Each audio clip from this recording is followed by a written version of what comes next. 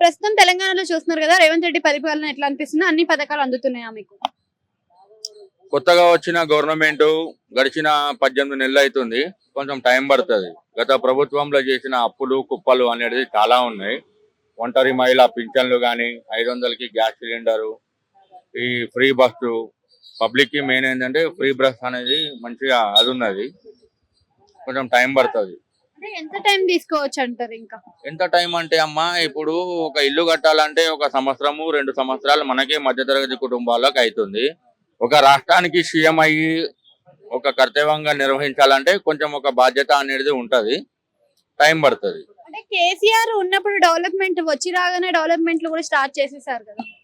అంటే ఇప్పుడు అప్పులు చేసి ప్రజల మీద భారం వేసి గవర్నమెంట్ నడపాల్సిన అవసరము లేదు. గత ఉమ్మడి రాష్ట్రంలో వైఎస్ రాజశేఖర రెడ్డి గారు మిగులు బడ్జెట్ 16,000 కోట్లు పెట్టిండు. మరి వీళ్ళు ఎట్లా అంటే అట్లా అప్పులు చేసి మన మీదనే మళ్ళా వివిధ రూపంలో ట్యాక్సుల ద్వారా మనమే కట్టాల్సి వస్తుంది కదా. అంటే ఇప్పుడు కేసీఆర్ కి రేవంత్ రెడ్డికి తేడా అంటే ఏం చెప్తారు?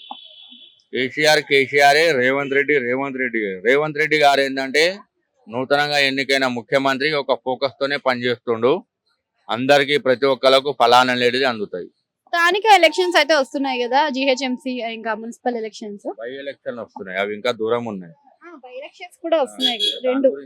సో బై ఎలక్షన్స్ కూడా 10 నియోజకవర్గాల్లో పెట్టిస్తాము అని చెప్పేసి కేటీఆర్ అంటున్నారు. మరి పెట్టే అవకాశం ఉందంటారా? మరి మారలేదు అని చెప్పేసి ఎమ్మెల్యేలు కూడా చెప్తున్నారు.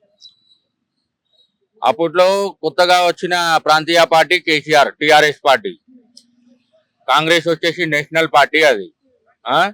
అప్పట్లో కొత్తగా ఎన్నికైనప్పుడు టిఆర్ఎస్ గవర్నమెంట్ వచ్చినప్పుడు సంతలో గొర్రెలను కొన్నట్టు 22 ఎమ్మెల్యేలను కేసీఆర్ గారు కొన్నారు.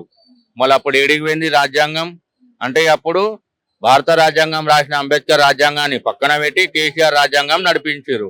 వాళ్ళకు ఒక న్యాయం.